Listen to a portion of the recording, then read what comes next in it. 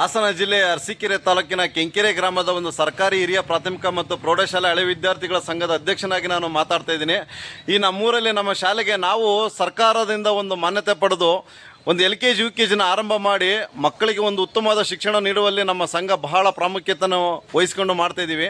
ಆದರೆ ಸರ್ಕಾರ ನಮಗೆ ಎಲ್ಲೋ ಒಂದು ಕಡೆ ಅನ್ಯಾಯ ಮಾಡ್ತಾ ಇದೆ. ಏನಪ್ಪ ಅನ್ಯಾಯ ಆಗಿರೋ ವಿಚಾರ ಅಂತಂದರೆ ನೋಡಿ, ಈ ನಮ್ಮ ಶಾಲೆಯಲ್ಲಿ ಒಬ್ಬ ಇಂಗ್ಲೀಷ್ ಶಿಕ್ಷಕರನ್ನು ವರ್ಗಾವಣೆ ಮಾಡಿ ಈ ಒಂದು 60-80 ಮಕ್ಕಳಿಗೆ ವಿದ್ಯೆಯನ್ನು ಕಸಿದುಕೊಳ್ತಾ ಇದೆ, ಇಂಗ್ಲೀಷ್ ಶಿಕ್ಷಣವನ್ನು ಕಸಿದುಕೊಳ್ತಾ ಇದೆ. ಆದರೆ ಇಂಗ್ಲೀಷ್ ಶಿಕ್ಷಣ ಈ ಪ್ರಾಮುಖ್ಯತೆ ಎಷ್ಟು ದಿನ ಅಂತ ನಿಮಗೆಲ್ಲರಿಗೂ ಗೊತ್ತಿದೆ. ಅದನ್ನು ಮನಗಂಡು ಸಹ ಸರ್ಕಾರ ಈ ಒಂದು ಅನ್ಯಾಯವನ್ನು ನಮ್ಮ ಶಾಲೆಗೆ ಮಾಡಿದೆ.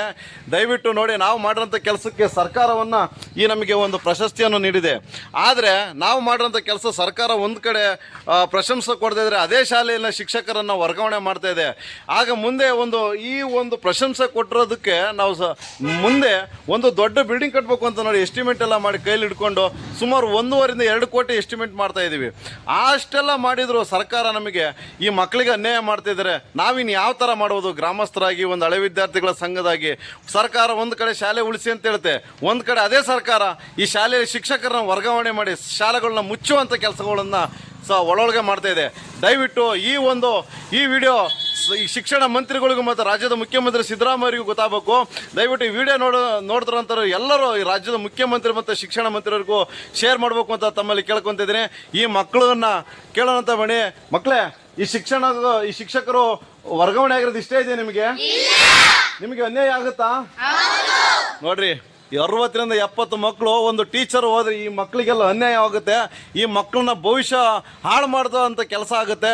ದಯವಿಟ್ಟು ನಾವು DD BO ಮತ್ತು ಶಾಸಕರು ಎಲ್ಲ ಕಡೆಯಿಂದ ಮನವಿ ಆದರೂ ಈ ಒಂದು ವರ್ಗಾವಣೆ ನಿಂತಿಲ್ಲ. ಫೈನಲ್ ಲಿಸ್ಟು ಸಹ ನಮ್ಮ ಶಿಕ್ಷಕರ ಹೆಸರು ಮತ್ತೆ ಬಂದಿದೆ. ನಮಗೆ ಬೇರೆ ದಾರಿ ಇಲ್ಲ.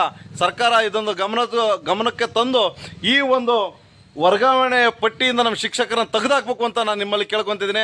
ಇಲ್ಲಾಂದರೆ ನೀವು ನಮಗೆ ಕೊಟ್ಟಿರೋಂಥ ಈ ಪ್ರಶಸ್ತಿಗಳಿಗೆ ಬೆಲೆ ಇರೋದಿಲ್ಲ.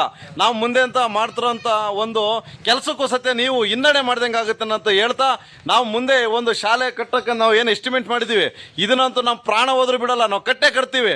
ಆದರೆ ನೀವು ಸರ್ಕಾರ ನಮ್ಮ ಜೊತೆ ನಮ್ಮ ಶಿಕ್ಷಕರನ್ನ ವರ್ಗಾವಣೆ ಮಾಡೋ ವಿಚಾರದಲ್ಲಿ ಆ ಒಂದು ಪಟ್ಟಿಯಿಂದ ತೆಗೆದು ಆ ನೀತಿ ಇದ್ದರೆ ಆ ನೀತಿಯನ್ನು ಬದಲಾವಣೆ ಮಾಡಿ. ಯಾಕೆಂದರೆ ಈ ಮಕ್ಕಳ ಭವಿಷ್ಯಕ್ಕಿಂತ ನೀತಿ ಏನು ದೊಡ್ಡದು, ಕಾನೂನು ದೊಡ್ಡದೇನಲ್ಲ.